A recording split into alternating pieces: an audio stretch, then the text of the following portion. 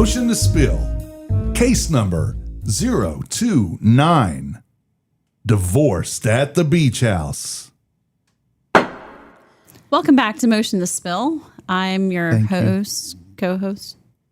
The Sarah Young. Ha! We got her. And I'm accompanied by The Sarah Young. Wow, I never want to hear that voice unless I can see the person saying it, because then the voice in my head would be Satan. I imagine that's what his voice would sound like. Well, it was not. It was Tim. Yes, Satan. No, I'm kidding. Yeah. And I'm your friendly co-host, Meghan Rogers. Why do you always get to be the friendly one? I'm going to bring my Cabbage Patch doll and have it eat your hair. Yum, yum, yum. And then let's see who's friendly. That'd be me. You're bringing the snack time Cabbage Patch doll. That is not friendly. Right. That wasn't even a thinly veiled threat. That was an actual threat, wasn't it? That went Tim, better in my blink head. twice if you don't feel safe. I'm tired, okay? Sorry. I'm just going to have that laugh that you got the whole time at your party, because I didn't understand the game. That game was complicated. So I liked the game, and then finally I got it, but it takes a minute. Yeah. So when Meghan and Abby first introduced us, so the name of the game is Hand and Foot, also known as Hand, Foot, and Mouth. That's just what they call it. Nobody else calls it that. Just you and Travis. Okay, but it's some variation of canasty. Canasta. Whatever. I just call it canasty. That's that hood cards. Nasty. That's an interesting deck you got there. Anyway, so Hand and Foot. So Meghan and Abby are teaching us, and I guess they could not remember the rules. And so we play one time, and then, like, they would say, you need this many books of cards or whatever. Oh, you can pick up from the pile, but you got to do this. And the rules kept changing. And so there was one night I was like, all right, that's it. I'm out. And I went back and I got a notepad and I put it down in front of Abby and I said, all right, you're writing down the rules of this game because I need to know how to actually play and not how to like play on someone's whim, because I'm tired of the rules changing here. I can follow the rules. I just need to know what the rules are. So we did that, and it has been wonderful ever since. It has. We're friends again. It repaired our relationship. I didn't know that it had been damaged. Well, yeah, that might have been a little strong for that. But have you met your wife? She's sensitive. She's. I just wanted the rules. I just need to know how to play the game. Anyway. Well, I noticed about Abby. Everybody were lied on her, and then she got like, if I'm going to do this, I'm going to be militant about it. And she was telling you this is how it's going to be. Well, and that and more. It's funny. A Napoleon complex. I think it's because she's short, but see, Stephanie doesn't suffer from that. No, she doesn't, and she's shorter than Abby. Stephanie's an amazing human being. Well, I agree. But she is shorter than most. Yeah. But no, so she would like lay down the law about what the rules are. And then the next time we would play, she'd be like, oh, no, that's not the rule. I didn't say that. Like, what? So that's why I had her write down the rules, because if she's going to be the rule enforcer, we have to have them codified in a rule book. And canonized. Yes. And all the things. Indexed. Lady Justice better be on the table. Yeah, but we also, we voted on it. They were approved, so they get entered into the record, and those are the rules. That's Robert's how it rules goes. of card game order. Yeah, don't ever get into a conversation with Travis about Robert's rules of order, unless you have a pen you can stab yourself in the face with to keep yourself awake. Oh, okay. The things this man loves. We talked last episode about the YouTube channels that he follows. Poor Travis. He just gets picked on all the time. Well, I guess Abby does too, but they're not here to defend themselves. They deserve it. They're fine. They'll be fine. They put up with us. They chose to be with you. I was going to say they knew what they were getting into, because you guys dated for how many years? We dated for, how many years did we date? 3 years before we got married. Yeah, and Abby and I dated for 4. So they cannot say they didn't know. Actually, it was about 4, because we started dating in 2007. We got married in 2011. So 4. We'll go with 4. And we just celebrated our 15th wedding anniversary. Yay. And was it yesterday or the day before that Travis told you that it was the anniversary of your 19 years since your first date or something? Yes. I think Facebook Memories assists him with things like this. Maybe because I had posted about the date anniversary for us and the engage anniversary. Travis keeps track of all of that. I am not a dates person, so I'm not good with that. But he July very much 21st is our date anniversary. July 31st, a year later, is our engage anniversary. Okay. Well, July 30th is our wedding anniversary. Sometime in August is our date anniversary. Obviously, the very beginning, because usually the first happened. week. I think it's sometime in the first week of August. But we can ask him that next time he's on.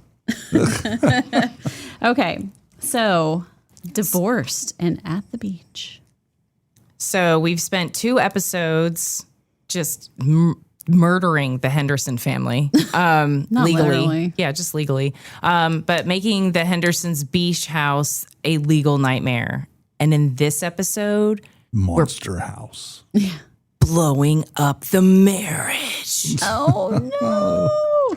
We are absolutely doing that, though. And as it turns out, the beach house is going to become one of the messiest assets to divide and divorce because it's not just about the money. Remember, the Hendersons inherited the house from their parents. So it's where the kids grew up every summer. It's where people scattered ashes. It's where someone spent their own inheritance to add a deck. And now 2 people are not getting along and they have to figure out what to do with it. So it goes back to when we were talking with Amanda about who actually wants to keep it and who just doesn't want the other person to have it. Which is a real dynamic in divorce. Absolutely. As my divorce colleagues tell me, I don't do that area of law, but I do know this. North Carolina is an equitable distribution state. And as our friend Amanda Smith of Rec Law told us, property gets divided fairly, not necessarily equal, not necessarily 50-50. It's divided fairly. So today we're going to unpack how that plays out for vacation property. So what's separate versus marital and what that really means for a beach house. So, and why who paid for the deck matters more than you might think. And in some of these things, I will defer to our, friends that do practice family law because I don't do divorces, but this is for education, entertainment purposes only. This is not legal advice. But let's quickly frame it. North Carolina, we're not a community property state. So stop watching TikToks about California and thinking that is going to apply here. It doesn't. Yeah. So if you're in Texas, Texas is a community property state. So is Nevada, certainly California. But you split everything literally 50-50. That is not us. So we're equitable distribution. Equitable means fair, not equal necessarily. So it gets divided equitably according to the courts and how they interpret things, not automatically equal. So the starting presumption is actually not 50-50, but the courts do their best to adjust based on the full picture. So what do you mean full picture? Like that, what does that mean to you? Don't use my words against me. It's my favorite thing to do. So, it depends. what are some of the other things that I say all the time? Don't put me on the spot like that. But as I think of them, I will throw them. You'll throw them in there. Okay. Yeah. You've got to keep me on my toes. So factors, according to Amanda Smith, the length of the marriage, each spouse's economic circumstances, contributions to the marriage, including non-financial contributions like childcare and homemaking.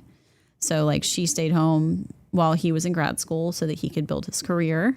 And crucially, the source of the money that paid for things. So this brings us to marital versus separate property. So marital property acquired during the marriage with marital funds. Yes, of course, subject to equitable distribution unless you have a prenup, postnup property agreement, something like that. Then you have separate property, which came in pre-marriage or a gift from one spouse's family just to that spouse, not commingled. Generally not considered something that can be divided. And then you have commingled property, which is separate funds mixed with marital funds. And that's where it gets complicated. So this is where the beach house scenario gets tricky. So let's say, I mean, we already said that they had inherited it. So we'll set that scenario to the side. What if they bought it together during the marriage? That's a little cleaner, right? It depends. Come on. I don't want just like 20-minute dialogue with myself. Okay, so what are the options? Okay. So the beach house was purchased jointly with marital income after the wedding, after their marital bliss. So it's marital property. Both parties have a claim on it. The court divides it up, but how? You can't exactly like take a chainsaw and go right down the middle of the house. Well, I guess you could, but it might destroy the property value. I think that's like War of the Roses. That movie. Do you remember that movie? Yeah. I was thinking of the biblical reference of like cutting the baby in half. You go so much dark. Why is she so dark? I don't know. She smiles, but sometimes maybe it's just blank. Oh my God. All right. So they could sell it, I don't. or they could buy each other out, Yes. or they could like barter. Yeah, so one spouse keeps it and then gives up something of equal value. But the complication is that neither party may be able to afford to buy the other out. Or maybe they both want it, and so neither wants to sell. So if neither of them can afford to buy the other out, and then they don't want to sell it, so then what? So the court can order a partition sale, which is a forced sale. So neither spouse really Those are wanted your it. favorite. Neither spouse really wanted it, but the court can do it. It's time, money, attorney's fees, and a lot of times you get less than you wanted for it. But so it's rarely for top dollar when it's forced sold like that. But because it's known to be a distress sale, it's one of those things where it's sold on the courthouse steps. So just like a foreclosure is sold on the courthouse steps, these similarly happen that way. And you've lost money that you didn't need to be lost. So not really a great scenario if they can't agree on who gets it, even if, one's going to buy the other out. Or if they both want to sell, great. But if they can't agree, the court will step in sometimes if a partition proceeding is filed, and they will sell it. It will be sold at not always prime dollar, top dollar. So losing money there. So scenario B, one spouse bought it before the marriage and brought it into the marriage. So, Well, didn't you say that made it separate property? sort of. It depends. It's an argument, but it's a fragile argument. Excuse me, fragile. It's from France. Italy. Oh, this entire time, my entire life, I've been saying France. Yeah, it's Italy. It must be Italian. I thought it must be French. Oh man, I'm gonna have to go back and watch that movie. Well, you get your opportunity here in just a couple of months. 24 hours of it. Oh yeah, was that TNT that does that? TNT and TBS, they start an hour different. So one starts at 8 and one starts at 9, and they just keep going. And one ends at 8, one ends at 9 the next day. Heck yeah. My TV doesn't change. Okay. You shoot your eye out. Oh, shoot your eye out.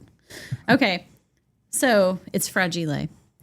So if the house is paid off before the wedding and the title stayed only in one name, no marital funds ever touched it, it's separate property. But the moment marital funds are used from a joint checking account or any marital funds, so funds acquired during the marriage are used for the mortgage, repairs, renovation, property taxes, whatever, the other spouse may have a claim on it, or at least on the appreciated value at a minimum, whatever amount was contributed to the property. So the court looks at this very carefully.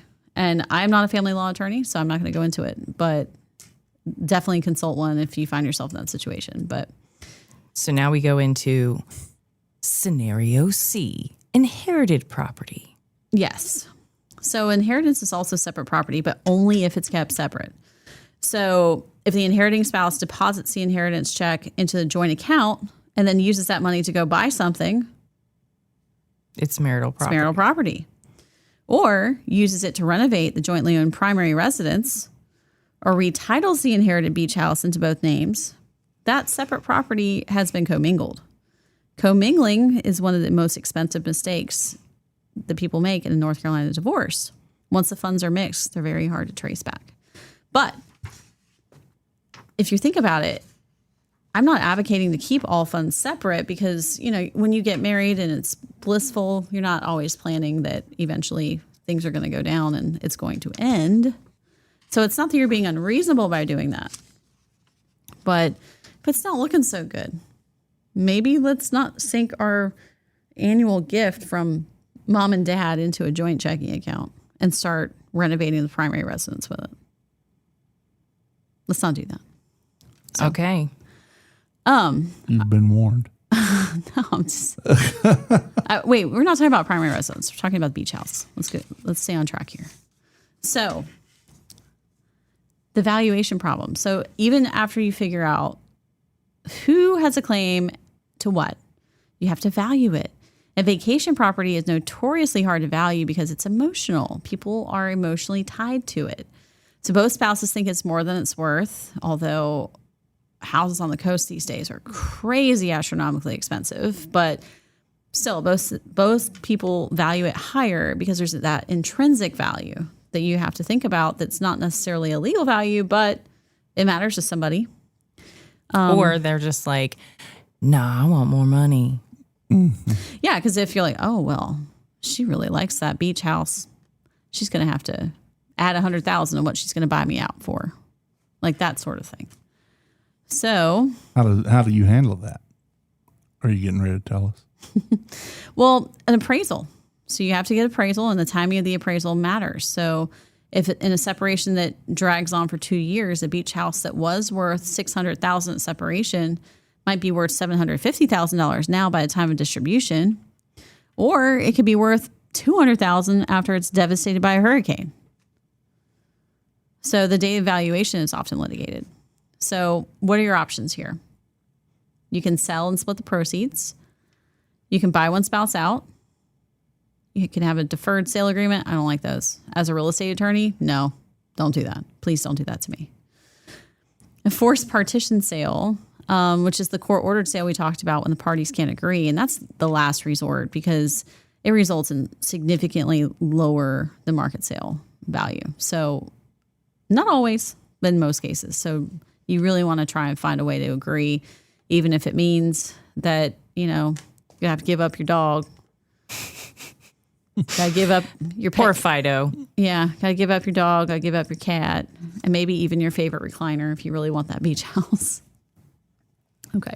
Okay, so I have a question though. Mm-hmm.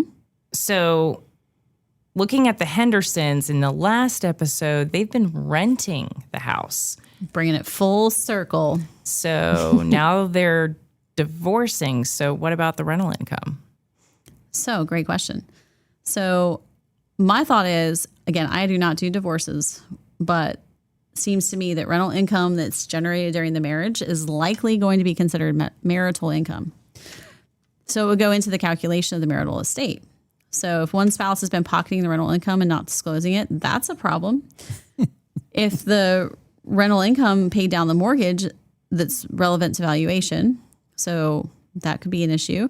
If one spouse did all the management work for the rental, so coordinating guests, calendaring, cleaners, maintenance, that's a non-financial contribution that the court can consider, just like it considers like the homemaking and child raising and things like that as a non-financial contribution. So it gets tricky.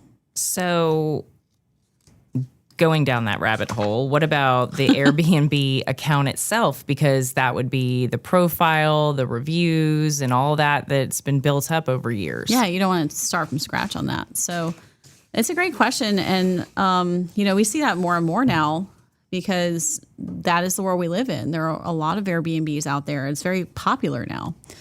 So an established Airbnb listing with hundreds of 5-star reviews obviously has more economic value than if you were to start from scratch with the same house with 0 reviews, period. Because reviews matter. So it's a rental business with a reputation, and courts are going to start courts are going to grapple over how to value that. And this is an emerging area of law that's not 100% settled. But if the listing generates meaningful income, I'm not even a family law attorney, but I would certainly argue that it has value beyond the real estate. So what are your takeaways here, Sarah? Put that house in LLC. Number one, if you are going to Airbnb or Verbo it, please put it in LLC. First of all, but that was last episode. Now, I'm not saying it to be morbid, but I'm saying it because I've seen what happens when families don't have these conversations. So if you own a vacation property together, discuss what happens to it if you do divorce. And if you agree, so let's say Meghan buys a beach house with inherited money or something from a long lost uncle who is a Nigerian prince that you found out about. And you've got this inheritance. And you're like, sweet, I'm going to buy me a beach house. Then, what?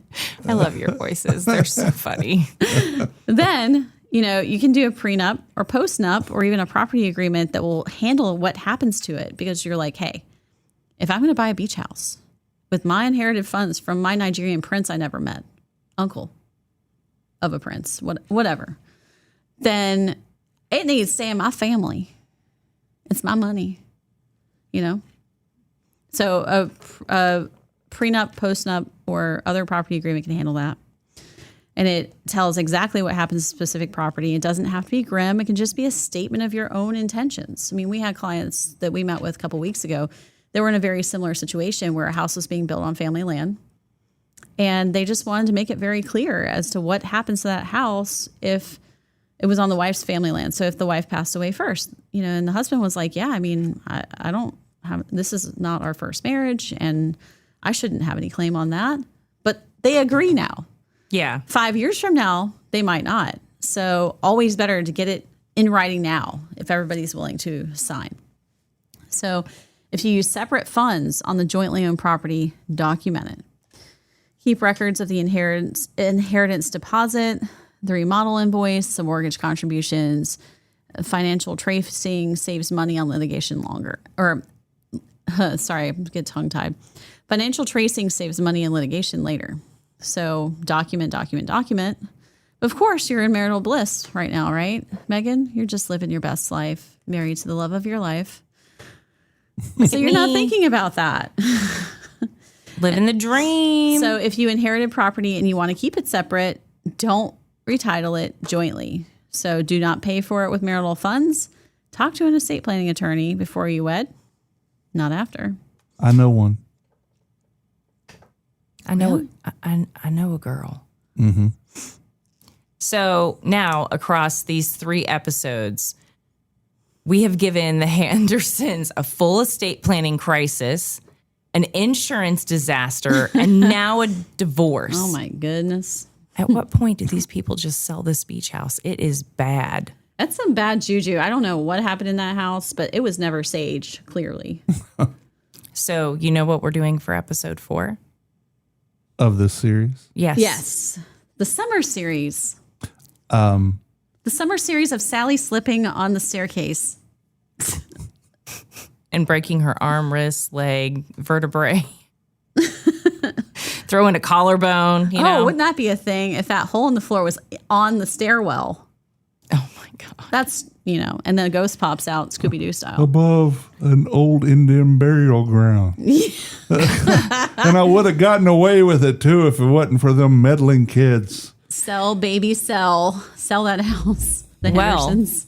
They can't, because now we're turning it into a timeshare. Oh. Yes. They can't even give it away. So plan for the vacation and plan for what happens after the vacation. Ideally, in that order.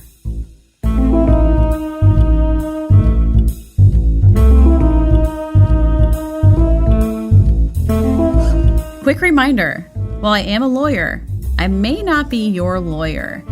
This podcast is designed to educate and entertain, not to provide legal advice for your personal situation. Every legal issue is unique, and good legal advice requires knowing all the specifics of your case, which I don't have from a podcast. If you need legal help with a legal matter, please consult with a qualified attorney in your jurisdiction who can give you personalized guidance. Thanks for listening, and remember, no attorney-client relationship is created by tuning in. This is Motion to Spill. All rights are reserved. So this podcast is ours, not yours. We made it, we own it, and we copyrighted it. So don't steal our stuff, don't copy it, share it commercially, or don't try to pass it off as your own genius. If you want to use our content for something, just ask us, like a normal person. We might say yes, and we might say no, but at least you won't be breaking the law. Seriously though, unauthorized use of this content can get you in legal trouble, and no one wants that kind of drama. And I mean, come on, she's an attorney. Don't mess with her.